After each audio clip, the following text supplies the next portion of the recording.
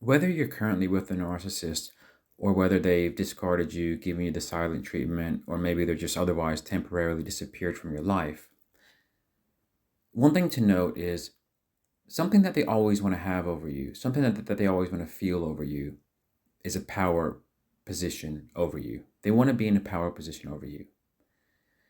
And at all stages of the cycle of you being with a narcissist, whatever type of relationship it is, at the beginning, when they're love bombing you, when they're making you feel like the best thing ever, they have a position of power over you because you are eating up their praise and affection. You are eating up everything that they're throwing your way to make you feel good about yourself.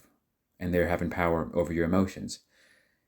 And throughout the devaluation cycle, because once you've been with them, even for a little while, it might not be a constant devaluation, but they're always throwing these little psychic attacks your way to make you feel insecure, to make you doubt yourself, and sometimes to make you outright feel like crap. And what they're doing there is they're trying to keep you weak. They're trying to keep you submissive. And as long as they can keep you weak, keep you submissive, keep you in your place, they can feel good about themselves because then they don't feel less than. Again, they feel like they're better than you. They're more clear-minded than you. They're in a power position over you. And when the narcissist decides to disappear from your life, when they decide to discard you, or sometimes give you a temporary silent treatment that sometimes you don't know if it's going to be permanent or not, it all comes down to the power play because they want to keep you in a position where you want them more than they want you. They want to keep you in a position where you need them more than they want you. They want to keep you in a position where you might struggle to operate normally in your day-to-day activities so you're not succeeding. But if you are succeeding in your life, if you are doing well, whether it's in work, your family, your other activities, then, and if you don't need them to feel good about yourself, you are disempowering them.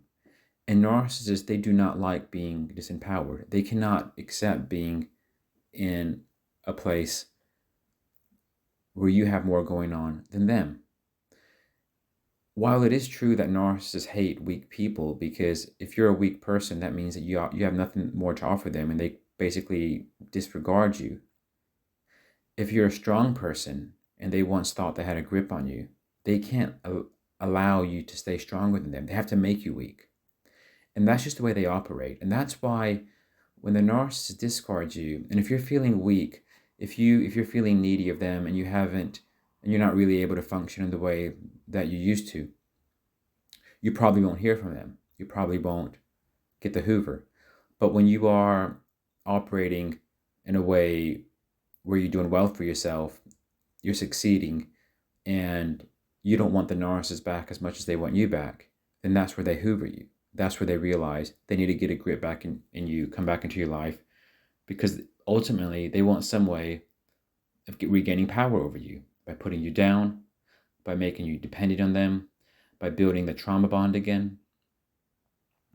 So when you start thinking about the narcissist's behaviors and activities and their just chaotic way of being about themselves from the perspective of them always trying to be in a position of power over you, then a lot of what they do starts to make sense.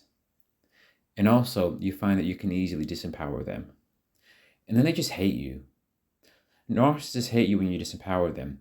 They might try a couple of times to come back into your life because ultimately they want to get the relief of making you become inferior to them again.